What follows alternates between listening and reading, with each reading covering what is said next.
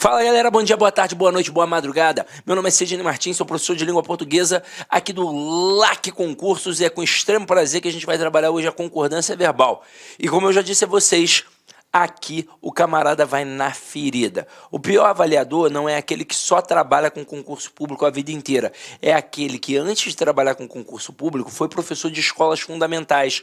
É exatamente isso, ter o professor no ensino fundamental, porque ele vai diretamente na ferida. Pois a lacuna que você tem hoje, a deficiência que você tem hoje aos 30, aos 40 anos, você não adquiriu agora, você adquiriu quando era criança, quando era adolescente.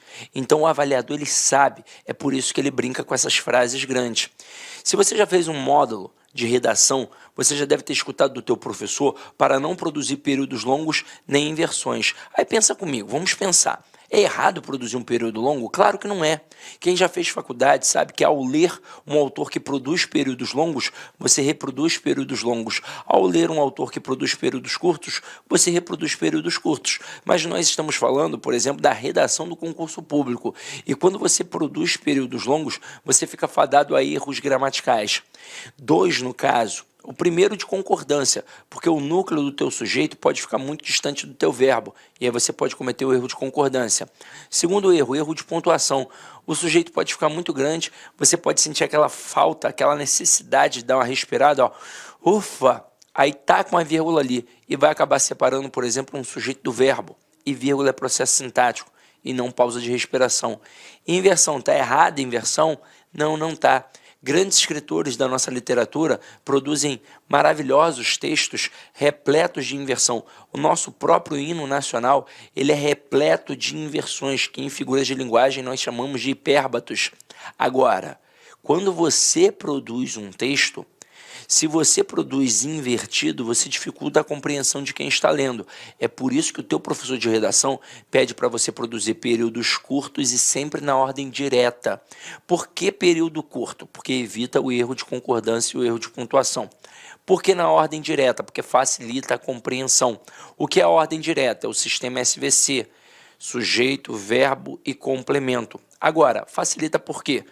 Porque, na verdade, nós, falantes comuns da língua portuguesa, é que inventamos essa estrutura. Não foi o Bechara, nem o Celso Cunha, nem o Rocha Lima. Por exemplo, qualquer falante de língua portuguesa, seja aqui no Brasil, em Portugal, na Guiné-Bissau, em Moçambique, em Arco Verde, o cara, quando começa a balbuciar, ele não sabe nem flexionar o verbo direito ainda, e ele produz na ordem direta, dizendo assim, ó, eu sabo isso. É assim que a criança faz. Agora, quando começa a aprender um pouco mais da nossa amada Flor do Lácio, a nossa língua portuguesa, o que qualquer pessoa começa a fazer? Começa a se aventurar. Ah, agora eu começo a fazer inversões. E é daí que o professor de redação tira esses conselhos, mas pega agora para a prova objetiva. O que o professor de redação pede para você não fazer? Períodos longos. Aí o que o avaliador faz? Períodos longos, porque ali haverá erros de pontuação, erros de concordância, e se o aluno não estiver ligado, ele não vai pegar. O que ele pede, o professor de redação, para você não fazer? Inversões, porque dificulta a compreensão de quem está lendo. E na hora da redação, você não quer dificultar a compreensão, você quer que o cara entenda o teu texto. Mas na hora da prova objetiva, o avaliador quer dificultar a tua compreensão. É por isso que nas questões de concordância verbal, principalmente, nós temos períodos muito longos e invertidos. Qual é a dica? Qual é o bizu? Sempre procurar o verbo, achar o sujeito e ficar ligado em quem de verdade é o núcleo do sujeito. Então acompanha aqui comigo, já uma pegadinha que poderia cair na tua prova. Eu coloco assim, ó, o uso de drogas e bebidas nos cursos atrapalham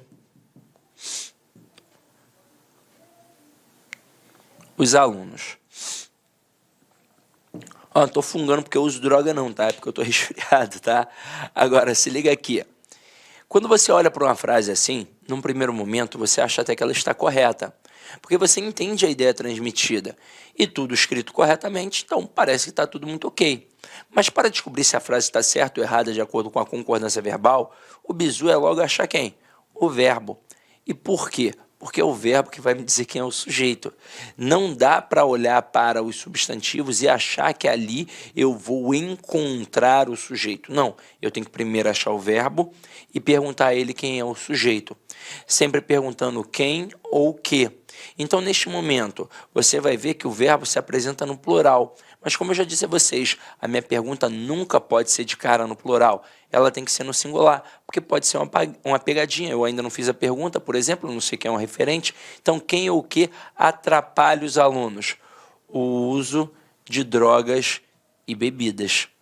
Isso tudo aqui é o meu sujeito. Agora, eu te pergunto, já que você viu a aula de tipos de sujeito, aquele sujeito ali é simples ou composto? Se você respondeu composto, você deu mole. Aqui é um sujeito simples. O núcleo é a palavra uso e não drogas e bebidas. Ué, mas por que não drogas e bebidas, Sidney? Porque está preposicionado. E eu já te mostrei que o núcleo do sujeito jamais pode ser preposicionado. É óbvio que semanticamente a palavra drogas e bebidas acabaram chamando mais a tua atenção. Mas tudo que é escrito não é escrito à toa. Sempre existe uma intencionalidade discursiva. Então, por exemplo, se a minha intenção como autor do texto fosse dizer que as drogas e as bebidas atrapalham sempre os alunos em qualquer tipo de situação nos cursos, a frase seria: drogas e bebidas nos cursos atrapalham os alunos. Eu teria um sujeito composto, o verbo ficaria de fato no plural. Para concordar com os dois núcleos, eu estaria exatamente dizendo isso, que as drogas e as bebidas nos cursos atrapalham qualquer tipo de aluno. Agora, a minha intenção não foi esta. A minha intenção foi dizer que apenas o uso atrapalha. Então aqui pode ter um monte de droga, maconha, loló, cocaína, zirê, MD, êxtase, tudo. Aí tu vai falar assim: caraca, você entende de droga, eu sou do Rio de Janeiro, irmão. Vamos lá, tô brincando, ó. Vem aqui comigo. Nesse momento, se eu usar a droga, vai me atrapalhar, obviamente. Porque o uso atrapalha. Mas e se eu não usar? Aí não vai me atrapalhar. Não vai fazer nenhuma diferença na minha vida. Então aqui quem de fato concorda com o verbo é o núcleo do sujeito. Como o núcleo se encontra no singular, o verbo vai ficar no singular. Então a frase correta: o uso de drogas e bebidas nos cursos atrapalha os alunos. Pois o que de fato atrapalha é o uso. Até aí, tudo bem? Então, aqui a gente já começou a perceber como é que funciona o processo. Vamos continuar com as outras frases.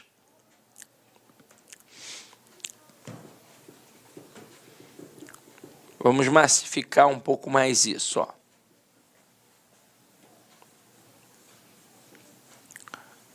Olha só essa daqui. O som agradável dos cantos dos pássaros acalmam nossas almas intranquilas. No primeiro momento, obviamente que parece certo. Mas vamos lá, vamos descobrir.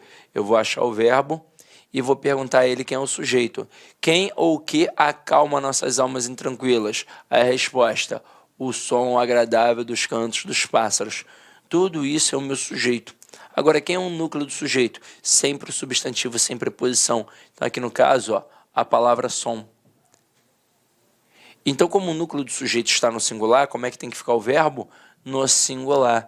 Pois o que de fato aqui acalma nossas almas intranquilas não é o canto, não é o pássaro, e sim o som dos cantos dos pássaros.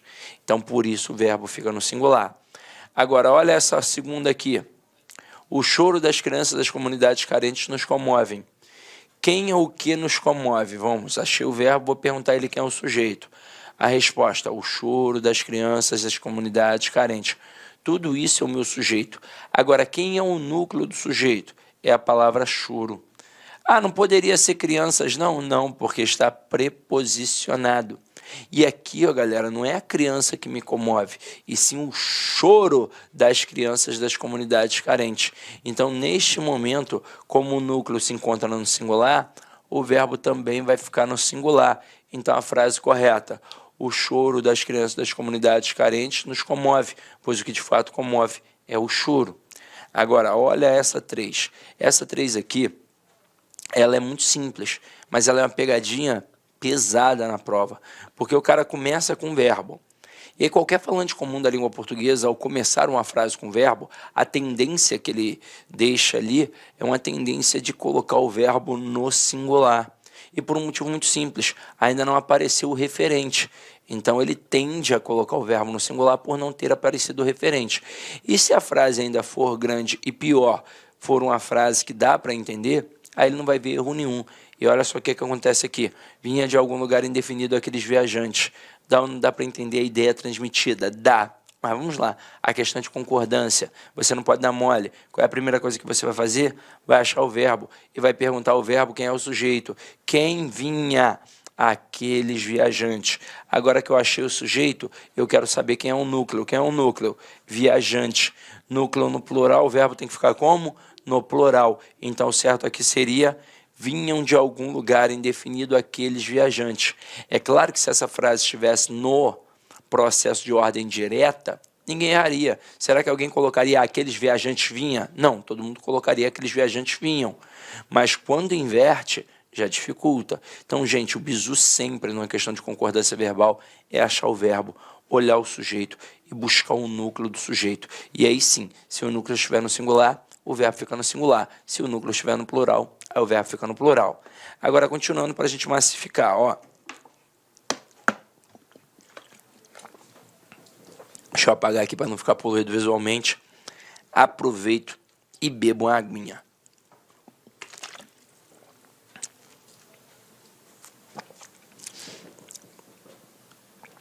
Estou me sentindo até a Gabriela Pugliese. Gabriela Pugliese malha assim, ó, com a garrafona d'água assim, bebendo, ó. Só que o meu corpo não tá igual ao da Gabriela Pugliese, né? Mas vamos lá. Aqui, ó. Ocorreu mudanças significativas durante o processo eleitoral. Que tipo de candidato ainda confunde isso? O cara que acha que o verbo haver, o verbo existir, ocorrer ou acontecer são impessoais. Mas você já viu na aula de tipos de sujeito o verbo haver no sentido de existir, ocorrer e acontecer é impessoal. Ele obrigatoriamente fica no singular. Agora, o verbo existir, ocorrer e acontecer, estes verbos, eles são pessoais. Então aqui, ó, o que ocorreu? Mudanças significativas. Núcleo, mudanças. Então tem que ser ocorreram mudanças significativas durante o processo eleitoral. Na próxima, o homem humilde tem certas necessidades que as pessoas abastadas não têm. Galera, verbos ter e vir são verbos muito presentes nas provas de concursos públicos, até porque eles são fronteiriços entre a concordância verbal e a acentuação. Na verdade, é mais concordância verbal do que qualquer outra coisa, porque aqui vai entrar o acento circunflexo, que é um acento diferencial para marcar a pluralização na língua portuguesa. Pluralização. Então eu coloco assim, ó. O homem tem problemas. E os homens têm problemas. Observe o que acontece na primeira frase. Eu quero saber quem é o sujeito. Eu pergunto para quem? Eu pergunto para o verbo. Então aqui, ó, o verbo. Quem é que tem problemas? O homem. Isso tudo é o meu sujeito. Agora, quem é o núcleo? Homem. Núcleo no singular, verbo no singular. Então, tudo ok. Agora, na segunda frase, quem é que tem problemas? Os homens. Isso tudo é o meu sujeito. Agora, quem é o núcleo? Homens. Núcleo no plural, verbo tem que ficar como? No plural. E eu não posso deixar um verbo no plural igual um verbo no singular. Tem que ter alguma coisa para diferenciar. E o que vai ser? O acento circunflexo. Então, galera, na língua portuguesa, o acento circunflexo sempre vai ser a marca da pluralização. Detalhe, isso serve tanto para os verbos ter e vir, como também para os seus derivados, como manter, entreter, provir, intervir e por aí vai. Agora, por que isso é perigoso? Porque na hora que você lê em voz alta, por exemplo, você sequer chega a perceber a diferença, porque a grafia é igual e a pronúncia é igual. Então, o bizu que eu te dou, está fazendo questão de concordância verbal, achou ali verbos ter ou vir, ou então um derivado, olha logo para ver quem é o núcleo do sujeito. Esse acento circunflexo aqui, só se o núcleo estiver no plural. Então, volta aqui para a frase, ó.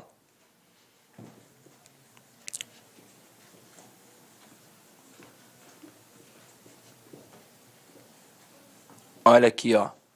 O homem humilde tem. Quem é que tem? O homem humilde. Quem é o núcleo? Homem. Então, homem no singular, verbo no singular. Tranquilo. Tem certas necessidades que as pessoas abastadas não têm.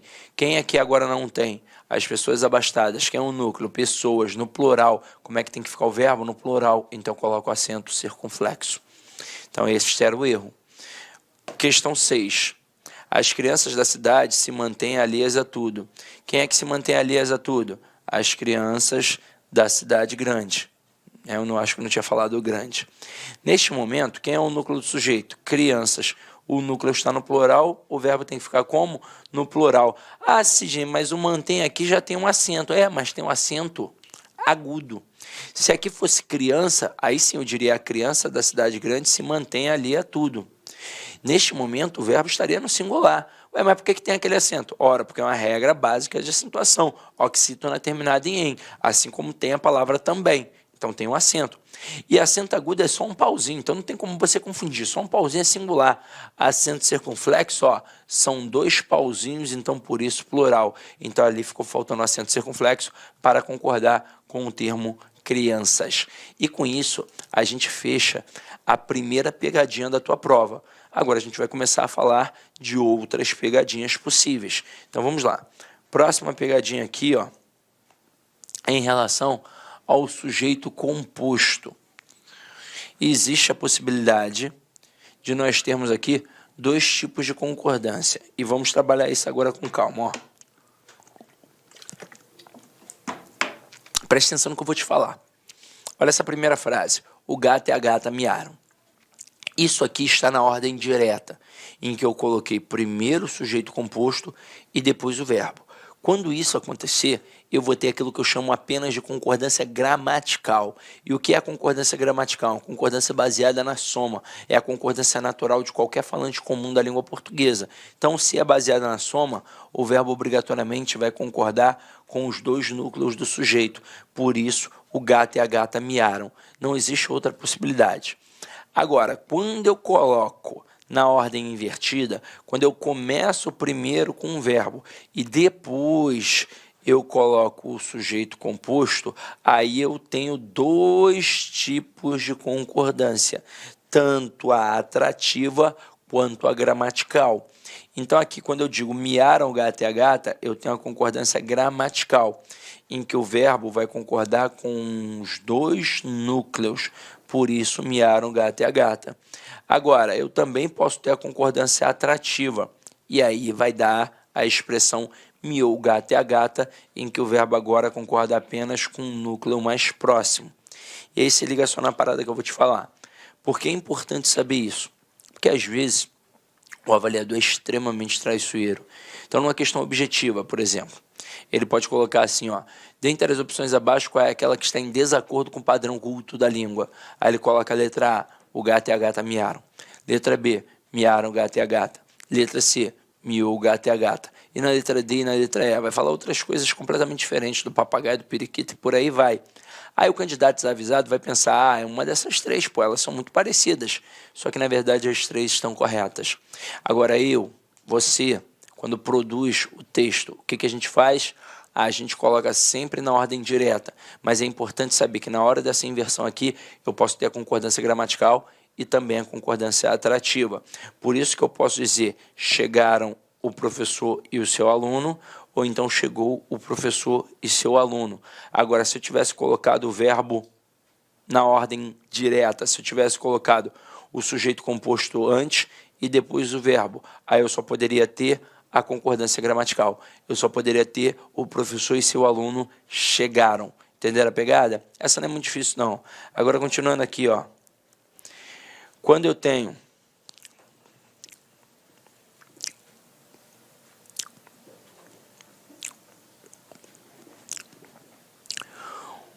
um sujeito composto ligado pelo conectivo ou, eu vou ali, na verdade, avaliar dois aspectos semânticos, o da exclusão e o da simultaneidade. O que seria exclusão? Eu tenho aqui um grupo.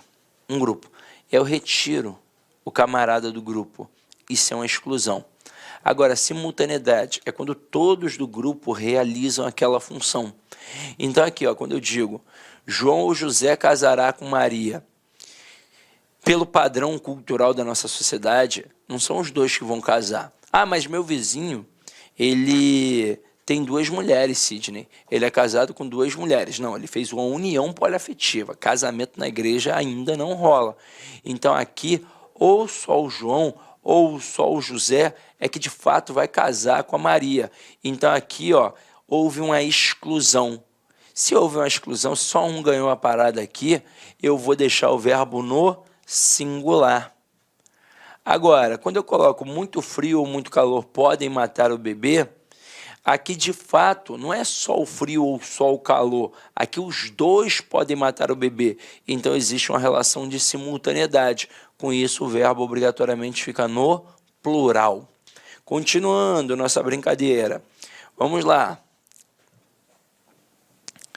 Esse trema aqui saiu safadinho, vou corrigir agora, porque esse trema aqui não era para estar aqui, foi o sistema que jogou, né?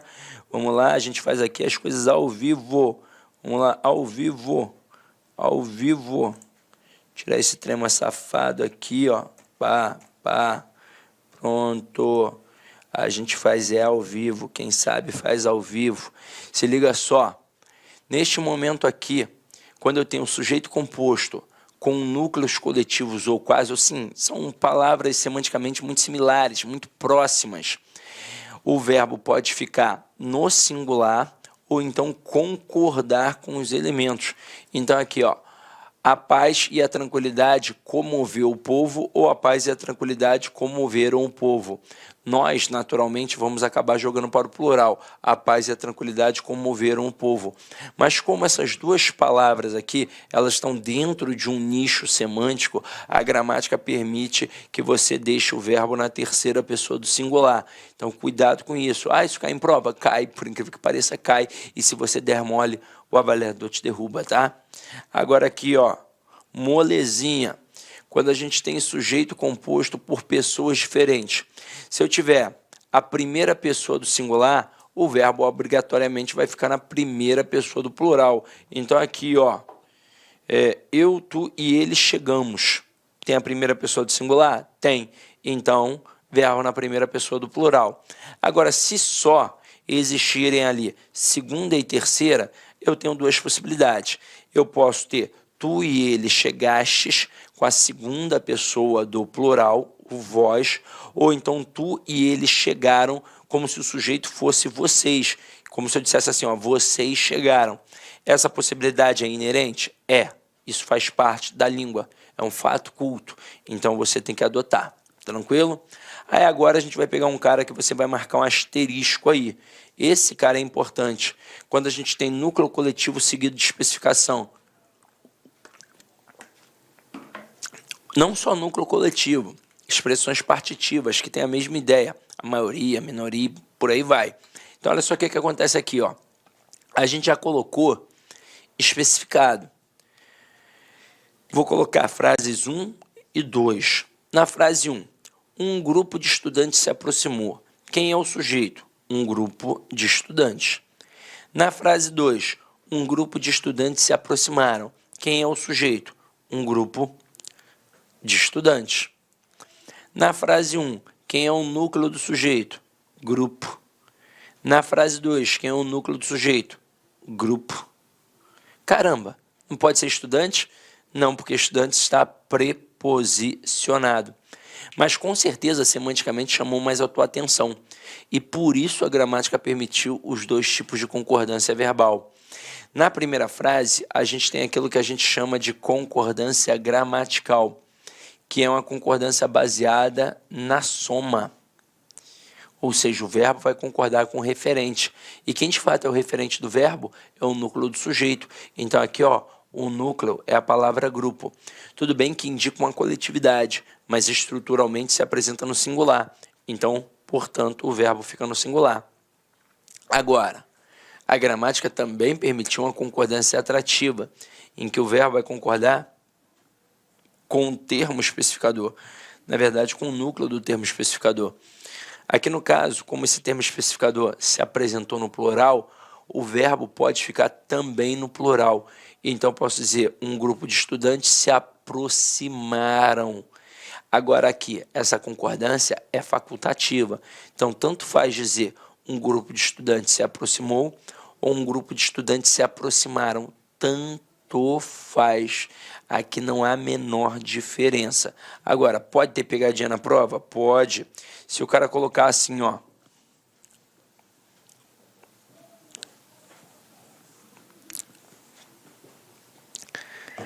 A maioria do povo passarão. Certo ou errado? Errado. Mas, Cisne, eu aprendi que essas expressões partitivas, quando são especificadas, o verbo pode ficar tanto no singular quanto no plural. Não. Você pode ter dois tipos de concordância. E aí o verbo pode concordar com o núcleo do sujeito ou então com o termo especificador. Como aqui o termo especificador se apresentou no singular, o verbo só pode ficar no singular. Porque, olha só, o verbo pode concordar tanto com o núcleo quanto com o termo especificador. Tudo bem que maioria e povo indicam coletividade, mas estruturalmente se apresenta no singular. Então, aqui eu só posso ter a maioria do povo passará. E em que tipo de situação eu poderia ter aí, então, Cisne, o verbo no plural? Se eu tivesse colocado a maioria dos alunos. Aí, se eu tivesse colocado a maioria dos alunos, eu teria dois tipos de concordância. Uma concordando com maioria e outra concordando com alunos. Então, eu poderia ter a maioria dos alunos passará, ou então a maioria dos alunos passarão. Olá, meus amigos, minhas amigas, eu sou o professor Lac. Inicialmente eu peço licença para vocês, eu peço desculpa, pois eu interrompi os seus estudos, mas o propósito desse vídeo no YouTube ele é para divulgar o nosso trabalho, para que o aluno se depare com os nossos professores, com a nossa metodologia. Papo sério, esse curso nosso aqui é super atualizado, ele é ponto a ponto do edital. Esse curso aqui você pode ter absoluta certeza que aqui você vai conseguir adquirir todo o conhecimento necessário suficiente para aprovação. Essa aula representa apenas 30% da aula, 30% da aula. Se você quiser assistir os 70% restante, quer ter o PDF dessa videoaula, se você deseja ainda, tá? Deseja ainda estudar pelo nosso Personal Coach, que é a nossa metodologia, investimento, olha só, super promoção, não tem desculpa, apenas uma parcela de R$ 159,90. Vai ser o seu melhor investimento, vai ser um excelente custo-benefício, a aprendizagem que você vai ter. E, como disse, aqui tem um conteúdo necessário para que você seja aprovado no concurso do Tribunal de Justiça do Estado de São Paulo para o cargo de oficial de justiça. Então, eu espero vocês aqui na LAC. Valeu! Tchau, tchau!